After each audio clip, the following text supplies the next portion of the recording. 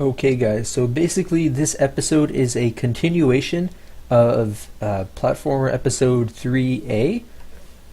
So basically I made a really long episode and I want to split it up into two parts. So where we left off in the last episode, I explained to you guys how the collision detection is going to work, and now we're going to actually implement the code for it. So yeah, let's go do that. Okay, so let's actually get into implementing this. And for anybody who checked the code for Archipelo, this is pretty much the exact same way I do in Archipelo, although Archipelo is actually less efficient. I need to update it. Doing this tutorial, I kind of had time to rethink over the way I do it, and there you go. We're going to have better collision detection in Archipelo as well now. So that's going to be good. Okay, so let's create this method. So public boolean, because it's going to be a boolean that will return whether we collide or not. Does rect collide with map.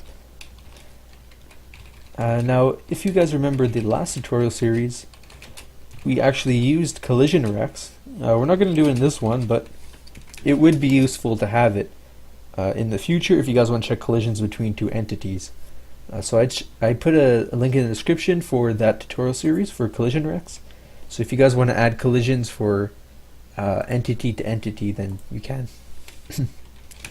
Alright, so first we're going to check very easy calculation if the player is, or whatever it is, it doesn't have to be the player, is touching or outside of the borders of the map. So we're checking if the x and y is less than 0. We're also checking if the x plus the width is more than the pixel width of the map, or if the y plus the height, of course, is more than the pixel height. And if that's the case, we want to return true, because that means we're outside of the map.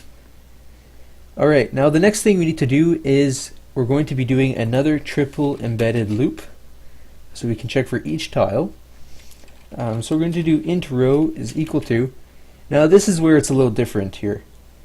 What we need to do is we need to get the, since it's the row, it has to do with the y-axis. We need to get the y value at the bottom here. So we need to get this y value and divide it by the tile size, and it'll kind of round off to being this exact point here, which will tell us that it's this tile. So basically to do that, we just need to do y divided by tile type dot tile size. I have an error here.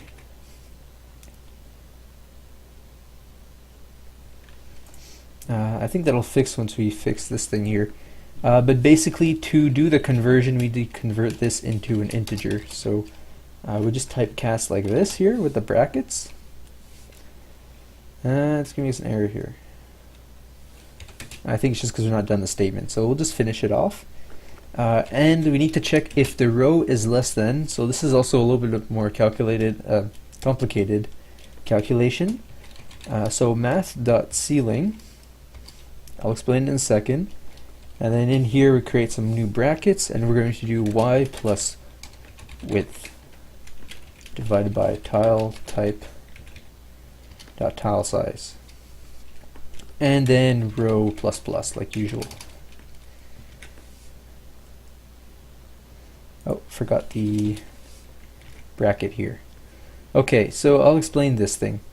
So basically math.ceiling, what it does is just say you have a number like 5.2. Math.ceiling would round it up to 6. You could have 5.8, it'll also round to 6, and it'll never round down. So it always rounds up. So what we're doing here is basically when we do this calculation, we have the position of here, and we're dividing it by the tile height, and then we're doing math.ceiling just to make sure that we get this tile here. If we don't do that, if we don't do that and we have entities or players that are smaller than the tile, whoops, that's really bad. Just say we have one like this. Here, make it smaller. So if we have somewhere the width fits within the a square or even the height fits in with within one, it will end up just rounding down to here, and we won't be checking any squares at all. We won't be checking any tiles because the width will be here and the X position will also be here. But what we want is we want the start position to be here and the width to be here, so make sure that we actually calculate this tile. It's a bit weird, but if you don't do it, you'll have weird results if you have entities that fit that are smaller than the tile size, so like 15 pixels or less. And let's just copy this. So basically it's almost the same calculation but for the column. So this has to do with the X axis. So we change this to X, and we also need to change this to width. Make sure you do that. And also make sure you change that to col++. Okay, and now we're going to loop through the layers, which is very easy. We don't need to do any fancy calculations. We just start at 0.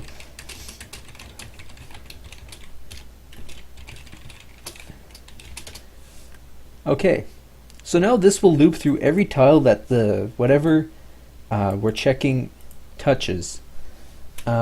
So not necessarily every tile is collidable, right? So we need to get the tile type to start out with. So let's use our get tile type by coordinate method we have here. We pass the layer, the column, the row. So what do we need to check to see if the tile is collidable? Well, there isn't necessarily a tile at every coordinate, so it could be it's null. So first we need to check that. So make sure that the tile is not equal to null. And if it isn't equal to null, we also need to check if the type dot is collidable. Because if it isn't collidable, then of course we don't need to say that there's a collision. So if those two conditions are met, we want to return true, telling the game that there was a collision. And finally, at the end of this, if there are no collisions at all, we can return false. And there you go. That's basically our collision detection. So now let's add in the player. Okay. So let's go in here in the entities package and create a class called player, and the superclass will be entity. Make sure you take the one from the package for the game. And we also need to add in the constructor here. Okay, so next episode we're going to change this. But for now we have to do it this way. So remove the entity type from there. And we're going to pass it in directly, because this is the player class, so we know that this entity type has to be a player. So we can just pass in entity type.player like this. And that's basically it for the constructor. Oh yes, we need to get the image. And there's also a few constants as well. So we have the image here. Let's create a few constants. So we want to have a speed. So this is the speed on the x-axis. Let's do 80, make it a little faster. We also want a jump velocity. So when they jump, this will be the velocity that they get. And we also want a, no, I'll keep it like that. Okay, we're gonna have to import the texture here. Okay, and we're also going to need an update method in here. So press Control Space, it'll give you all the methods we have access to, and basically just need to do update. Okay, so let's do the controls for jumping. Let's add that in. So if gdx.input.is key pressed,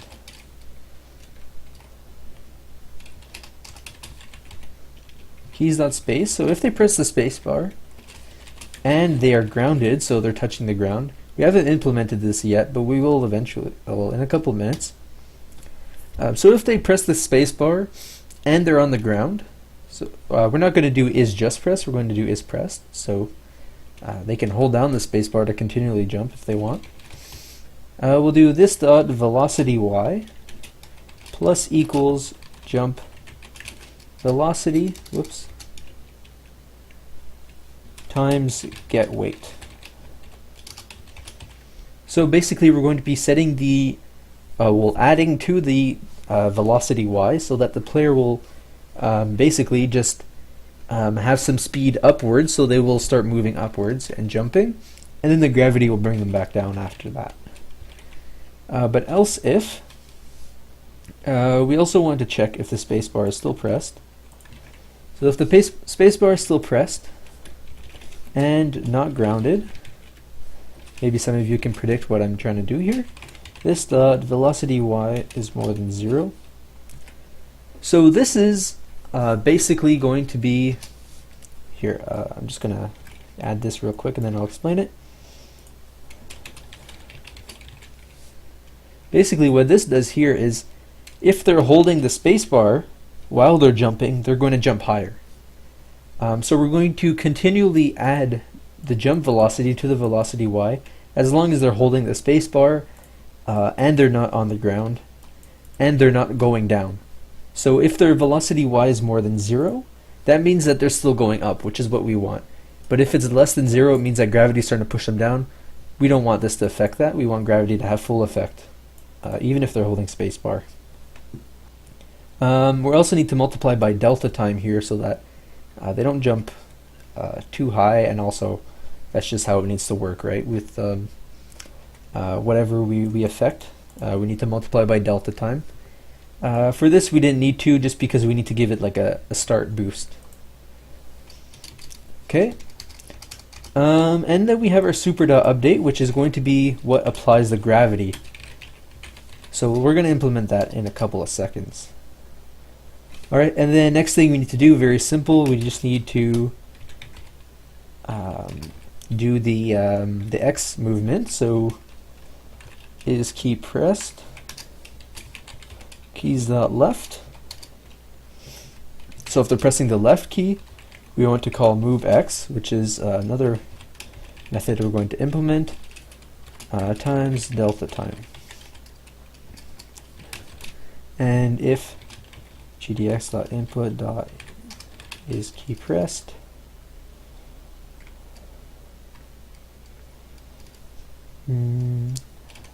keys.right,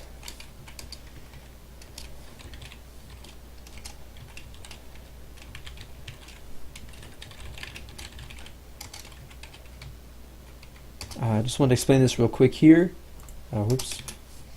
Here we're adding negative to the speed so that we move to the left, and here we're not, because, well, if you add to the X, then you'll be moving right, but if you subtract, you'll be moving left. So that's just how that's going to work. We need to initialize the image here, so I'm going to also add in the image texture. I'll show it to you guys. It's not very good, but this is a programming tutorial, so we don't really need a super good image. You guys can always change it anyways. So here's the image that I have for the player. It's very beautiful. So we're going to add that into the assets folder here. So we have access to it. We can delete the bad logic.jpg here, since we won't need it anymore, and copy in the player image like that. Alright, and basically the last thing we need to do with this class is batch.draw, and we'll be drawing the image at pose.x, pose.y, and just in case, we're also going to make sure that we scale the player with its width and height, just in case the image width and height is not the same as the one we specified in entity type here. But it is right now, so I'll keep it like that. Okay, now an entity. We need to add the gravity, and we also need to add the moveX method. So let's start with the moveX method as a bit of a warm-up so that we know how we kind of want it to work. So let's create a float here. New x is equal to this dot pose plus the amount. So the amount is how much we want to move on the x-axis. That's giving us an error here. Oh yes, this dot pose.x, there you go. I mean, we don't even need this, let's remove that. Now let's have a condition. So let's check with the map. So map dot does collide. We're going to be using the new x, but we'll use the normal y that we had. The width, we'll be using get width, get height. And so if there's no collision with the map at the new position, then we can just set the position to the new x. So what we're doing here is we're getting the theoretical new x of the player if they actually get to move that direction. But it won't actually move unless, if there's a collision with the map, if they move that direction, then we won't allow them to move. But if there isn't a collision, if they try to move there, then it's fine, we'll just set the new x. So basically we're just making sure that they don't glitch through the map. Okay, now let's implement the gravity and all this stuff. So similarly, we're going to need a new y variable. And it's going to be equal to pose.y. And now we need to actually make the velocity get affected by gravity. So let's do that. So this dot velocity y, let's do plus equals gravity. So we could have positive gravity, but we're going to be making it negative. So times delta time, and then of course times get weight, because we want the gravity to affect by weight. And then now we have new y plus equals this dot velocity y times delta time. So the new y position will be affected by gravity, well, will be affected by the velocity y here. So velocity y is just basically how much we're going to be moving per second in the y axis. So if it's positive, we're going to actually be moving up, which will happen when we jump. And if it's negative, it means that we're being affected by gravity and we're getting pushed to the ground. Alright, so now here we need to use the collisions again. So map dot does collide with map. So here we're going to use the current x. The y, we're going to be using the new y, just like we did with move x before. And of course we'll have get width and get height. So with our condition here, we're also going to need an else, because we will be handling both situations. Okay. So let's do this here. So if velocity y is less than 0,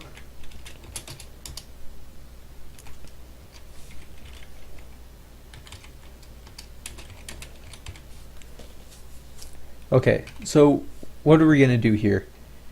Basically, when we're checking if velocity y is less than 0, we're checking if the player or entity or whatever it is, because it's not necessarily the player, we're checking if they did collide with the map, we're checking if they've been moving down, so if they've been affected by gravity. So if they collided with the map and their velocity y was less than 0, which means they were moving down, then that means that they must have hit the ground, right? So basically here we can set grounded to true, which tells us that they've hit the ground. And we also need to set the y position to math.floor let's use pose.y here.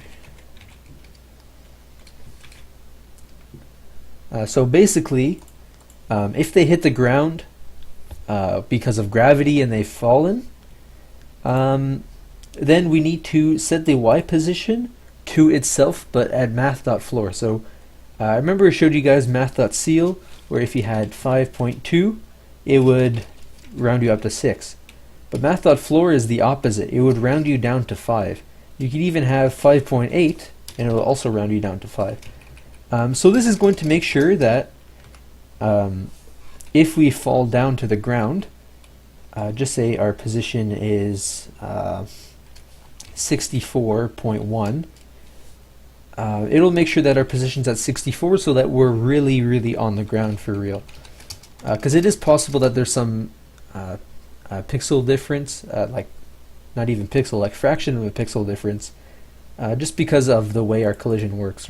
So I guess I explain that more in the comments. So this .pose.y is equal to new y. So if there isn't a collision, then we want to move the player. And we also need to set grounded to false. Okay, there you go. So if there's no collision, we want to set the position to the new y, and we also need to tell the game that, well, there's no more gravity. I mean, they're no longer grounded. Okay, so this basically means that they've jumped, pretty much. All right. So now the last thing we need to do is actually add in the entities in here. So we're going to create a constructor here. We're going to need one. We're also going to need an array list of entities. We'll call it entities. We'll initialize it here. Entities is equal to new array list entity. Alright, there you go. And we also want to add a player entity so we can actually test this out. So entities.add new player. We have the constructor here, so let's give it some bogus number here. We'll do 40, the y will do 300. The map is this. Whoops, I actually messed up here. We do not need the grounded variable in the constructor. Here we go, we'll remove this like that. Whoops. Alright, there you go. So we give it an x and y. And then basically here we need to loop through the different entities and add them. So for entity, I don't mean add them, I mean render them, sorry. So for each entity in the entities list, we'll do entity.render.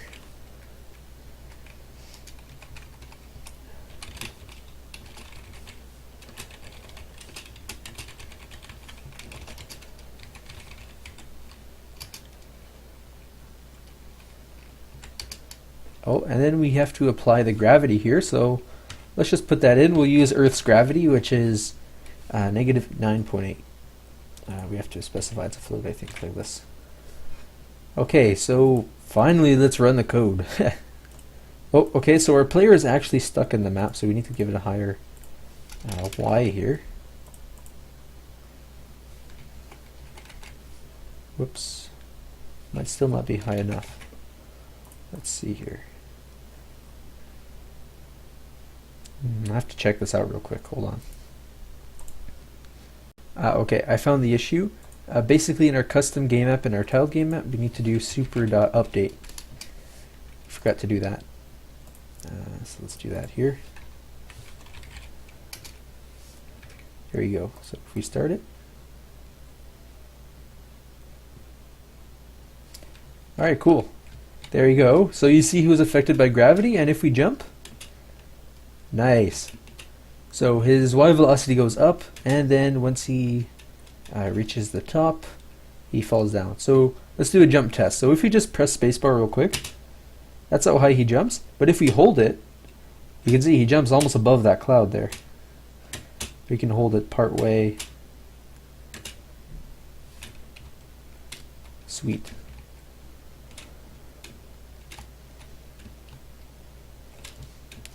Alright, and that's it for this tutorial, guys. So I guess I'll see you guys in the next one.